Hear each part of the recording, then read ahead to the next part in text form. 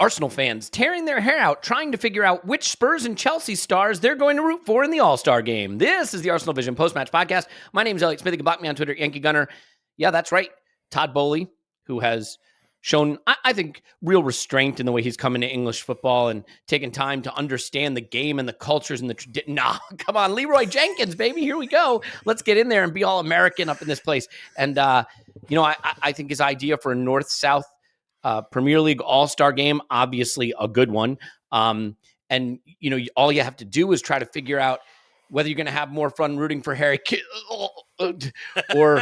or maybe you're going to be more of the variety of wanting to root for like Kai Havertz. Right? I mean, like there's no scenario where this works. Kai Havertz isn't getting in the All-Star team. That's a fair point. The mystery man, not yet introduced, but already bringing the A-level content that we have asked him to come onto the show for.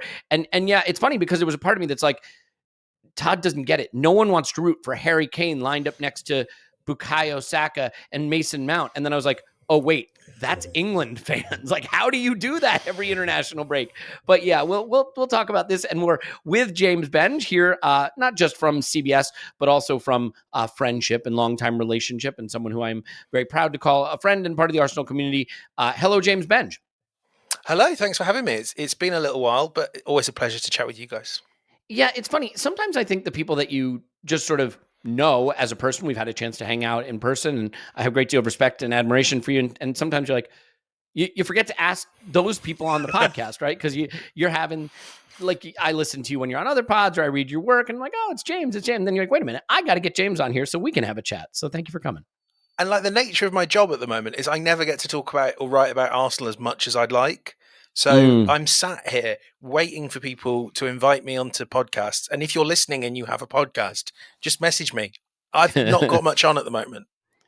You are in for it, my friend. Let me tell you, I don't know if you know this, but you know that telescope they shot out into space recently, and it's been sending all these pictures back of the millions of galaxies and stars. Actually, if you zoom in close enough, all of those lights are actually the recording lights from an Arsenal podcast being recorded around the universe. There's that many of them, but they're all wonderful, and we love everybody who makes them.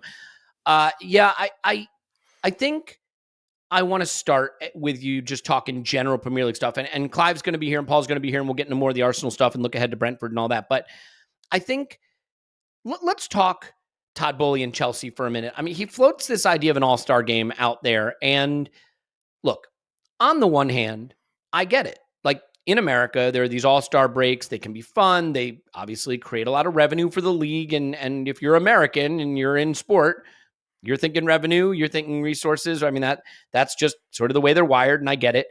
I say they, I mean the owners. I obviously am aware that I am American. I don't mean they Americans. I mean they billionaires who own football clubs, which I am not yet in that club.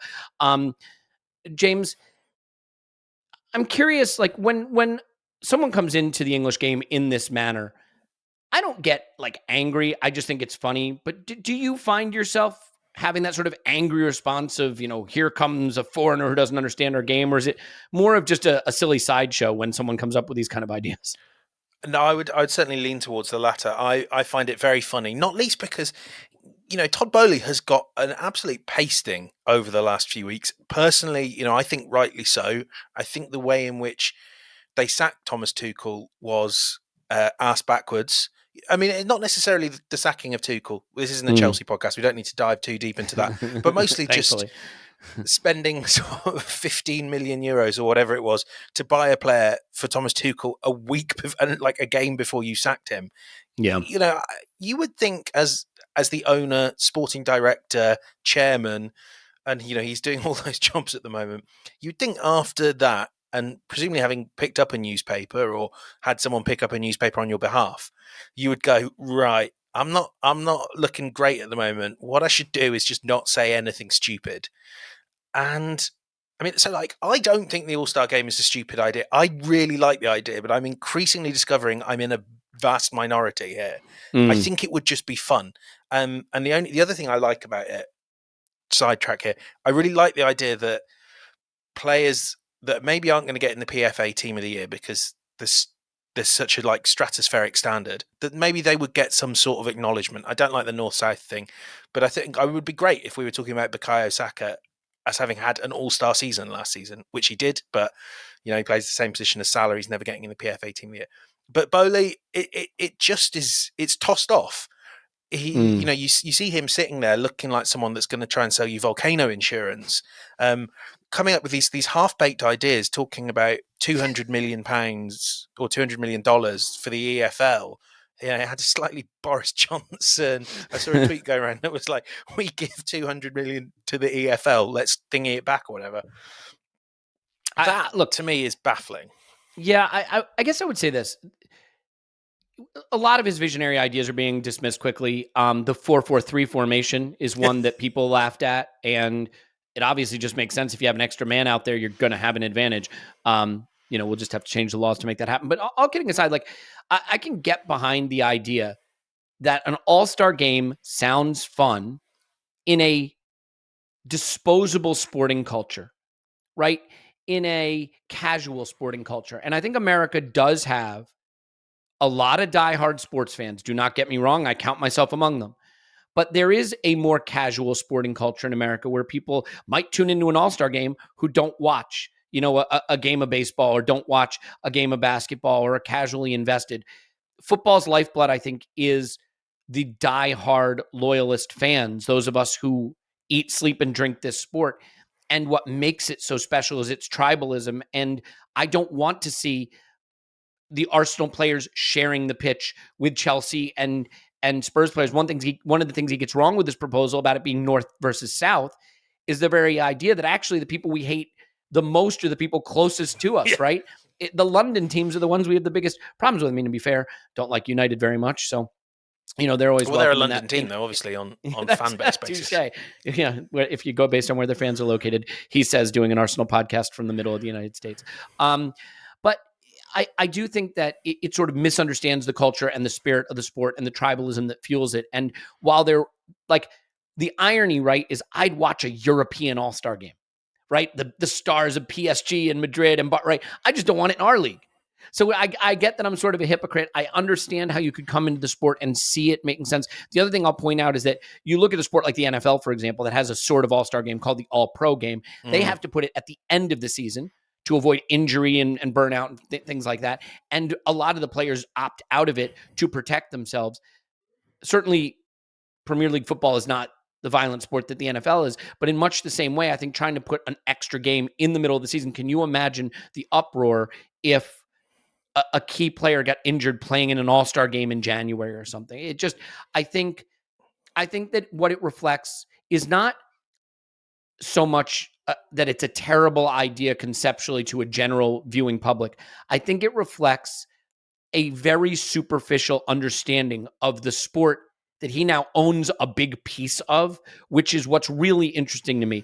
Whether it's the 4-4-3 stuff, or wanting to go get Cristiano Ronaldo, or the players he did sign, or your point about sacking Tuchel right after having bought him a player, or having a proposal for a game that on the surface may seem, it's money. Let's just get money. Why don't we make more money? Here's an all-star game. That it misunderstands the sport and the sporting calendar. All of this comes back down to my point, which is I think that Chelsea, as long as Todd Boehly is going to pull in Abramovich and run that club in his vision, is going to struggle. And I'm curious if ultimately that's the story for you here, which is that this is a guy who, at least right now, does not appear to have his hands around what he's bought, but does seem to want to have his hands on the tiller. And that's a good thing for non-Chelsea supporters, in my view.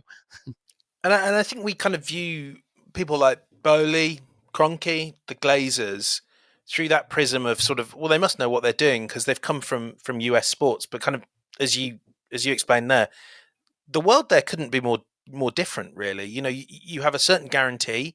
You are able to keep your revenue. I mean, I don't know a lot about baseball, I have to say, but I would suspect you can keep your revenue pretty static, regardless of where you finish within the pyramid system. Chelsea, and we see this with Arsenal, their revenue is significantly dependent on whether they can secure one of the top 4 places in a ludicrously competitive battle, and it certainly will be this season, for those places. And I think that is an almighty culture shock. And everything we've seen from the Super League, from the way in which the Premier League Big Six push for more control of revenue, push for more spaces in the Champions League. It's all about maximizing revenue on these assets and minimizing risk. What can they do to hammer out the downside risk? I mean, we're talking about probably a fifth English place for Champions League teams quite regularly if they're topping the coefficient table. That is a real struggle, because they kind of have to get their heads out of a system where everything is pretty much guaranteed, and you have to be innovative and creative in terms of how you run a club. I agree with you that right now there's very little to convince me that Chelsea are going to be well run, because Todd Boehly doesn't know what he's doing really and can't get out of his way. I mean, he certainly didn't get any bargains in the summer transfer window, did he? Paying, I think Cucurella is a very good player, but 60 million for them, that's a huge price. Same with Fofana. Same with Aubameyang, really. I know everyone slaughtered Arsenal kind of, and to an extent, there's an argument to say how are you letting this player go for nothing and then he's worth 8 figures 6 months later. But equally, Chelsea should be looking at that and going, how was this player worth nothing 6 months ago? Now is worth 8 figures. And I don't know if you've seen Chelsea's first 2 games. He looks like the Aubameyang that left Arsenal. Yeah. I mean, Broja came on, and the first thing you thought was, wow, this is what the Chelsea front line looks with a pacey player in behind. And he's just replaced Aubameyang. The thing I would say, right, is that whatever your views on the Kroenkes, it does seem like they know what they don't know, in the sense that they never came in to just own the room, run their mouth, dominate the sport. There are drawbacks to that, right? The silent stand thing, the, we care, do you thing? Are you involved? Are you invested, not just financially, but emotionally and intellectually in our success? And that can lead to negligence, right? It can lead to allowing people like Raul Sanllehi, for example, to start tanking your club. But the flip side of it is what you get with Boehly, which is you have someone who doesn't really understand what he's doing, but still wants to be the main driving force behind the policies and the moves that the club makes. And that can be incredibly harmful to the squad, the club, the stature of the organization. And so the one thing I will say for Boehly is I think he's appointed a good manager. There are some rumors now, directors of football, that they may be interested in, that I think you'd certainly have to say they look like on the surface would be good appointments.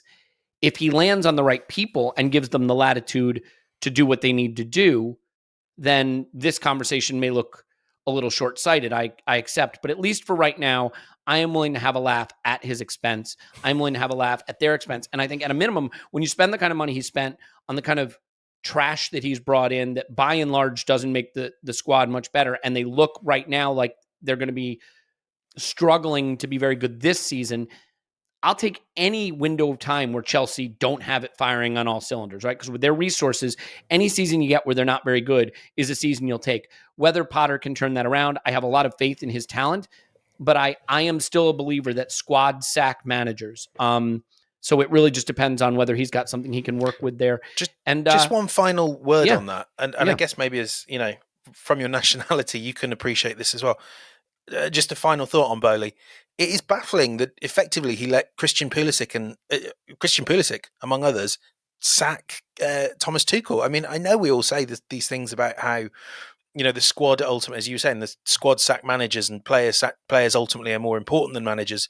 But like the guy's like your 5th or 6th best attacker, just because he's got comes from the same country as you, doesn't mean he gets to moan Captain and America, have any baby. impact. Captain America going to lead us to the World Cup in the winter. And I agree with you that Potter's a great manager, but so is Thomas Tuchel. You don't sack him because a mid-tier Premier League forward is unhappy he's not playing. Yeah, I mean, it's tough, right? Because I do think that Tuchel's probably a pretty good manager. I do think he has a history of falling out with all the places he has gone. So I accept that maybe Tuchel had to go. I wish Potter hadn't taken the job, because hating Graham Potter is not something I really wanted to be invested in. But, we roll with the punches. In other Premier League news, I mean, obviously Arsenal topped the table where they will be all season, but a team that I think has a really good shout at finishing second behind Arsenal is Manchester City. I am curious to get your take on the goal-scoring robot that is Erling Haaland, another pretty sensational goal in the Champions League this midweek. they all look like tap-ins with Haaland. But what we know from data and what we know from just watching football over time is that if they all look like tap-ins, the player is doing something pretty special. I'm curious how shocked or not shocked you are at the immediate impact he's made and the irony of narrative, because coming out of the Charity Shield game, right, it was Darwin Nunez announces himself, flop, Haaland misses, and it took about a week for that to be wrong, and it's been wrong ever since. And I'm curious your take on that situation. Yeah, I mean, I certainly came in before the Community Shield. I didn't watch the Community Shield. I respect my free time too much. But I came in beforehand. And it's a trophy if we win it. Oh, yeah, absolutely. Okay. You look at things like how much he sort of was outperforming his XG. And you kind of think about how Man City play and the pretty limited space that opponents leave in behind. And by the way, in terms of outperforming his XG, I was looking at this last night. He's outperforming it by 26%. Like for the people that aren't interested, someone like Messi, I think, is for the best parts of his career, was it about 10% better than XG? And obviously, so what you're saying is Haaland's about to go on a goal scoring drought. Can we get that City game back on, please? Reversion to the mean, baby. What a spectacular reversion to the mean. But I think I kind of like on reversion to the mean. I thought it would be a bit of a drop. I still thought he'd be around, Golden Boot winning levels. I just didn't think he'd have it wrapped up by October. The guy is. I think what I didn't appreciate was the physical excellence, the physical dominance. Not just of his height and but his speed, and like you were saying about the tap-ins, I only really saw this in the West Ham game because I was really closely watching him. But I also haven't seen City in the flesh yet, which is something I want to change quite soon. But you just could see so many runs that the angle for the pass wasn't right, and if it's not right for Bernardo, it's not right for De Bruyne, it's not right for anyone. But he's just making them, and I think he probably knows that that one. I'm not getting the ball, but I'll keep testing and I'll keep testing. And one time, it will be the most tiny of mistakes. If you go back and watch those first two goals he scored against West Ham, you have players like Ben Johnson and whoever it is, Craig Dawson or whoever, and it's just like millimeters. The line is just not quite perfect. And he has everything required to punish those slight imperfections. And I don't think we've seen many pure strikers like that in quite a while, that are just always throwing themselves in the box, always asking that question, always, giving themselves a chance. You can be perfect against Haaland. And, from the clips I've seen, I thought Borussia Dortmund for a long time were. Yeah. One slight mistake or the fact that you're not like 9 foot tall and he will punish that. It's brilliant. I want to see the guy in person, not against Arsenal. I'd love him to be injured for those two games. It doesn't sound like you're going to see him against Arsenal anytime soon, because our City game from October, I believe, postponed, so we can play PSV, which means we're probably going to play City, I think, in January, something like that, and then again in April. I'm sure 6 points. But the interesting thing is, and I think it shows you the level that Haaland is versus like a Nunez, because neither of those players, in my view, really suit the style of football of the teams that they came into. Mm-hmm. Haaland is not elite on the ball distributing things. I mean, he's not bad at it, but he's not elite at it. And when you think of some of the players that City have used at center forward, I think they were all a little bit more of a linking, connective players who could play a final ball into a teammate, be more involved in that respect. Darwin Nunez, similarly, right? No one's going to mistake him for Firmino. Like, he cannot trap a ball. He cannot pass a ball, but he's fast. He can strike the ball. He can score goals. And I think the players have similarities in that respect.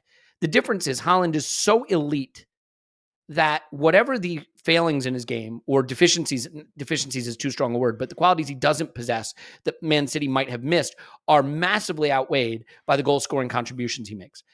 Whereas at Liverpool, I think you see Nunez struggling to be a fit for their system. And because he's not Haaland levels at scoring, multiple goals every single game, I think they got a problem there. And it's funny because Clive and I did a scouting video for Nunez. I think it was last January, if you can remember back to a day when we were actually linked with him. And I was all excited, fired up to see this amazing player. And yeah, don't get me wrong, quick, can strike the ball. But we were pretty wide-eyed at his close control, his passing, not a player with the technical level I would have expected for the prices being mooted at the time. So when you look at those comparisons, do you see, unlike Haaland at City, whose goal scoring is outweighed any drawbacks to his game, do you see a player in Nunez at Liverpool who's maybe struggling for that very reason? Yeah, I think that's a really good point. And I remember doing similar in the summer and just kind of looking at, at what you saw before he joined Liverpool. And it felt like he just got hot at the right moment. But like you say, there wasn't that rounded nature to his game that Liverpool have become so used to, whether it's Firmino or even Jota, who is so, he's a winger masquerading as a forward, or a little bit of both, however you want to view it. Like Liverpool have become used to a player that can do something in that nine role in terms of build up, and the team can adapt, and Nunez can adapt, and like the physical attributes and everything mean that if he does just get a little bit better, and he's still getting loads of shots up as well, he's clearly got that eye for what to do in the penalty area. If he can just get a little bit better, given time, like it will be fine.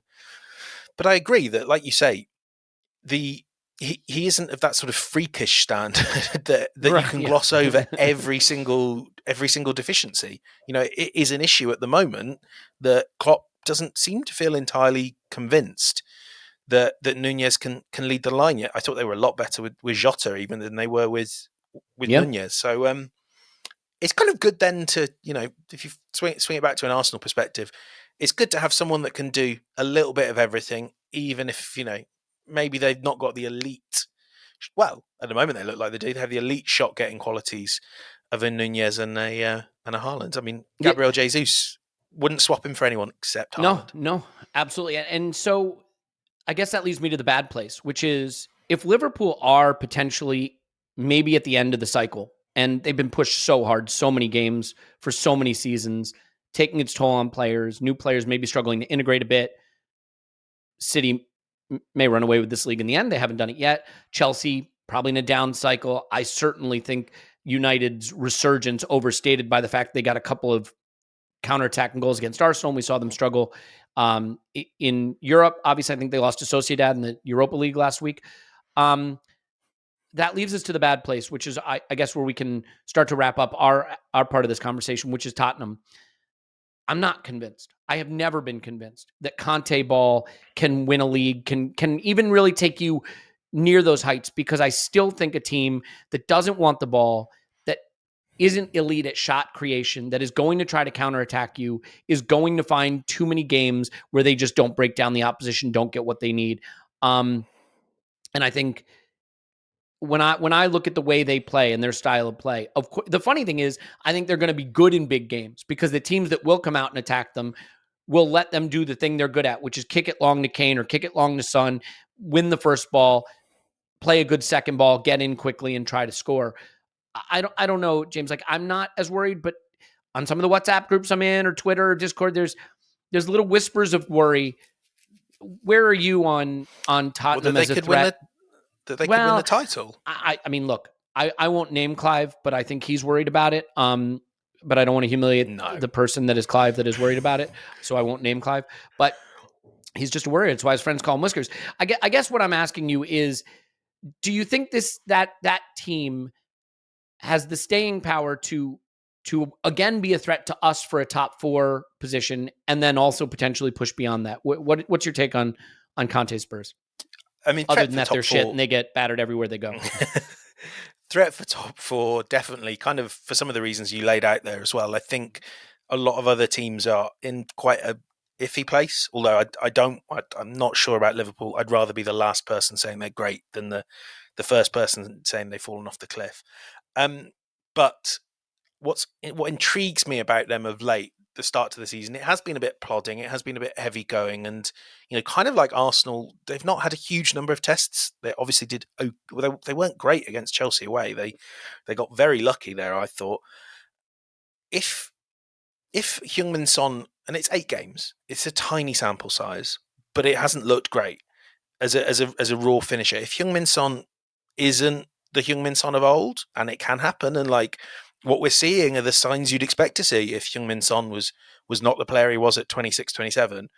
If Harry Kane, if it doesn't just quite click, so much of what Kane does well beyond taking penalties and scoring in derbies is that link play with Son.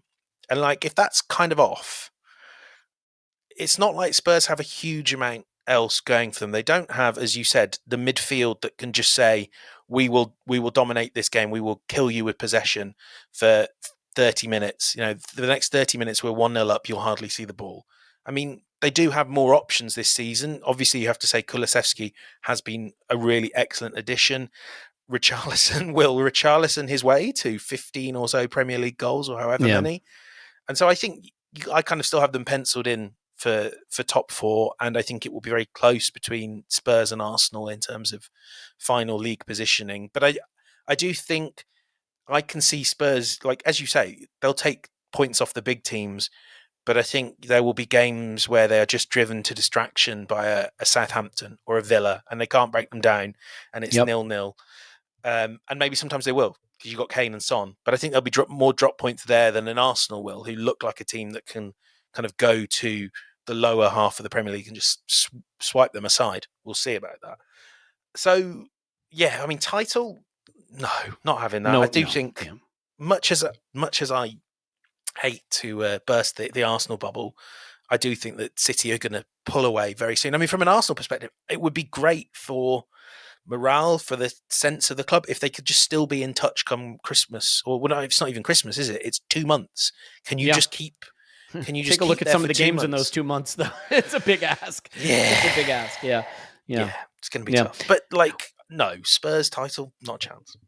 Well, the good news is we can stop all the hypothesizing that we've had to do over the last 2 weeks. I mean, it's so weird. It gives me shades of the pandemic again, just the way the football was on and then it was off again. It's been a time that we were learning about our team and getting excited about it, and then it was taken away. It comes back this weekend.